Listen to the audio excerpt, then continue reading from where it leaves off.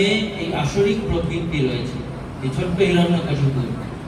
আজকে সেই দিন আপনি হিরণ্যকশিপুরকে হৃদয় থেকে সরাতে চান, হার্ট সার্জারি, সার্জারি করতে চান, তাহলে নৃসিংহদেবের কাছে প্রার্থনা করুন যে প্রহ্লাদ মহারাজের মতো, যে আমার হৃদয়টা একটু যাতে অপারেশন ক্লিন হার্ট করে দেন, হার্ট সার্জারিটা করে দেন, তাহলে আমি আপনাকে সুন্দর করে ভক্তি করতে পারবো।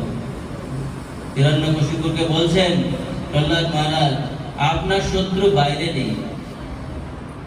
আপনি মনে করছেন বাইরে অমুককে আপনি পরাস্ত করতে পারলে আপনি বিজয়ী হয়ে যাবেন, দেবতাদের পরাস্ত করতে পারলে বিজয়ী হয়ে যাবেন, অমুককে পরাস্ত করতে পারলে বিজয়ী হয়ে যাবেন, বিষ্ণুকে মারতে পারলে বিজয়ী হবেন।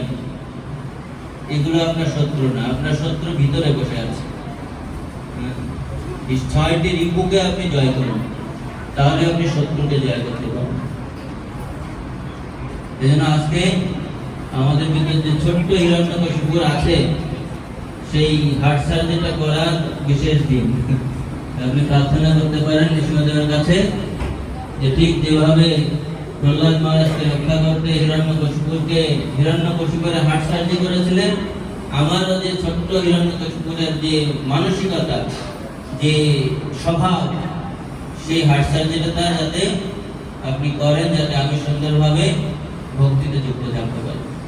এই জন্য ভগবান সবসময় ভক্তের রক্ষা করেন, অবশ্যই রক্ষিবে কৃষ্ণ বিশ্বাস পালন।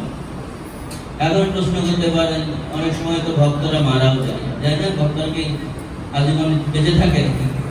ভগবানকে রক্ষা করলেন না?